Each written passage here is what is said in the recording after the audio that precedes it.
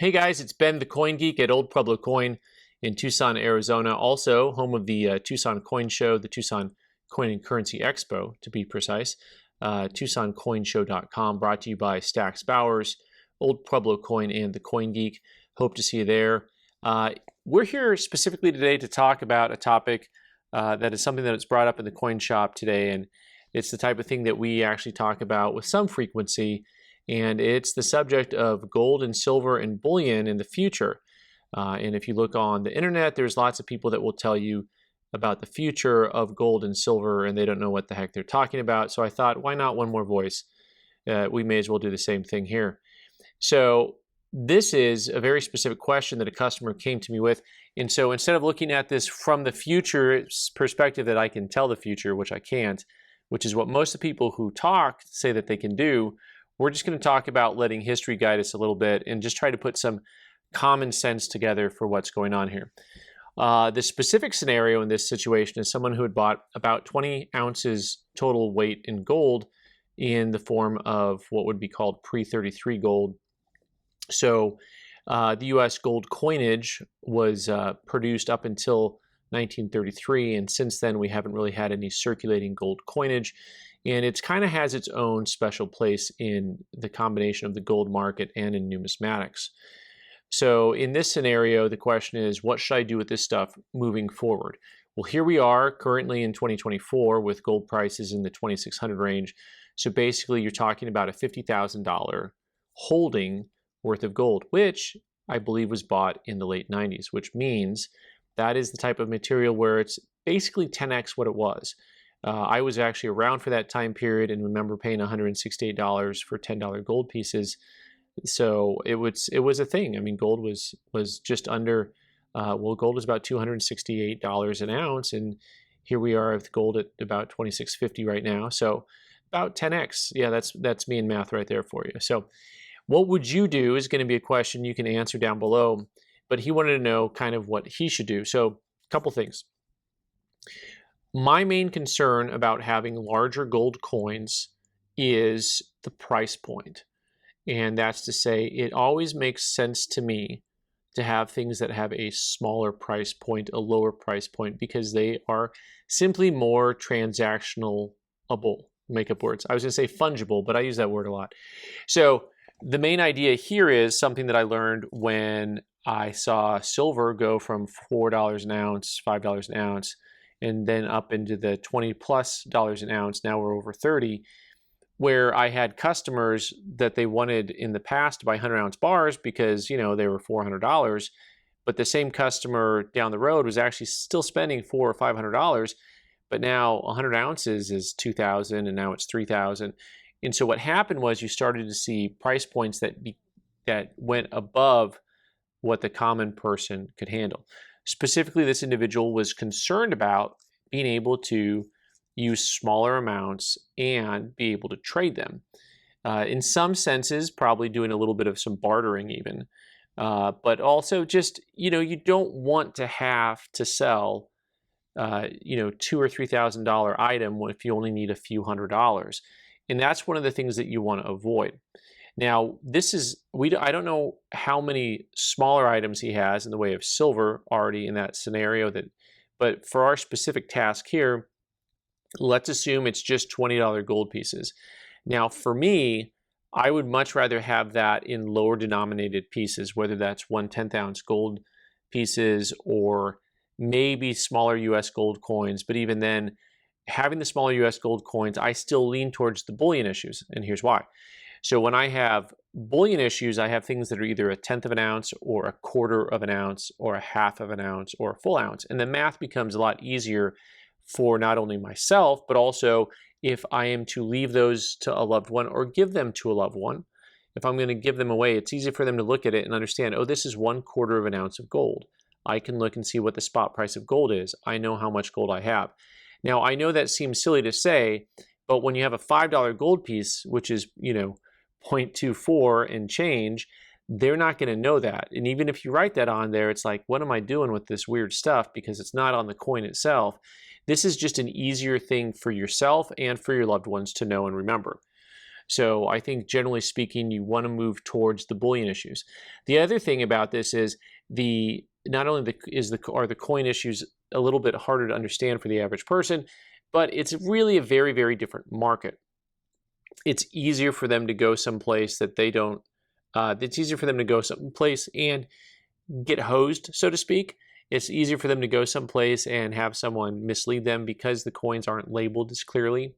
And this is just from years of experience of watching people get in trouble by taking their gold and silver items to the wrong type of place. Unfortunately, there's not an easy button for this. You kind of have to know who to deal with and who not to deal with.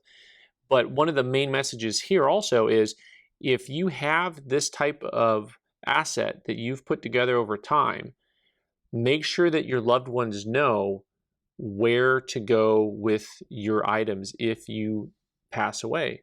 They need to know this ahead of time. All right, transactionally, here's what people want to do, right? We're going to go back to making a transaction happen. So people are probably going to say, hey, if you turn all of these $20 gold pieces into 1/10 ounce gold coins, you're going to go ahead and lose a lot of value because you're probably going to be selling the gold $20 pieces at somewhere around 93 to 97% of the melt value in just a soft market. We're just talking about a market that's not super active like it was during COVID. COVID was a one-off. The market is back down to where, if you want to try to wholesale a coin out, you're going to get below spot for it. That's how it was for a couple decades. I was here. I saw it happen. And when you go to buy smaller gold pieces, you're also going to be paying some type of a premium. So, whether that's a 5% premium or a 7% premium, it kind of depends on what the market is. The other side of that market coming down is whereas you were paying 30% premiums for 1/10 ounce gold pieces during COVID, now you should be able to find 1/10 ounce gold pieces for a 10% premium or even a 5% premium. Just kind of depends on where you're at in the country.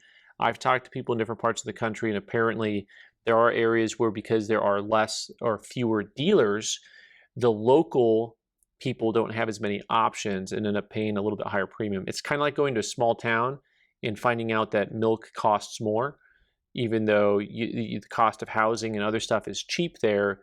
There are certain things that you don't find as easily or frequently, and so the price has to be a little bit higher for them to make the margin to stay in business. This is just one of those little mini economic things. So some of you will argue that, well, it's not worth losing the 3% or 4% on one end and 5%. Let's just call it a 10% loss total throughout the whole transaction. Now, in this scenario, you are talking about somebody who basically is playing with house money because their $5,000 expenditure is now worth $50,000. And the argument here is if you can go ahead and turn that all into 1/10 ounce pieces and you lose roughly a $5,000, 10% VIG, if you will, then you're still going to be okay in the long run because you're spending a little bit of your profit to get it into a form that is more transactional, which was his main purpose in general. So if your main purpose is just to have it and write it out until you die, there's no reason to do any of the transacting now. Simply your heirs sell it when you die, and at that point they're only taking like that one-time hit of whatever, the 5%, instead of the margin on both sides of a buy and sell transaction, right? But very specifically, we're looking at going from our one big chunk to smaller chunks. And so you're going to pay a transaction fee to get that done. And I recommend generally more and more as I go through life, dealing with people who are professionals, even though it costs more, than cutting corners and DIYing it. So, because you can always try to save money by directly selling your items, turning them into money, and then turning around and buying items from somebody else. And so you kind of work a little bit smaller margin. But oftentimes it's not worth the effort when you DIY things because of the possibility of things going south. And in a transaction where you want to try to do something privately with that much money, it can be a bad proposition. Things can go south. So I would tell you to use a professional whenever you're working through these types of scenarios. So at the end of the day, in this scenario, I would recommend going from collector coins to non-collector coins and go ahead and pay kind of the difference that it's going to cost. We didn't touch on silver. Really, if for the money, I would also consider, depending on what that person has, making sure that you're going to go ahead and get a lot of 1 ounce silver rounds as well, because the real theory here is as things continue to go up in value, you want to have a lot of those smaller pieces available to you, because that's going to be better for trading. You know, you're going to have fewer and fewer people as gold and silver rise in price who are going to be, you know, trading.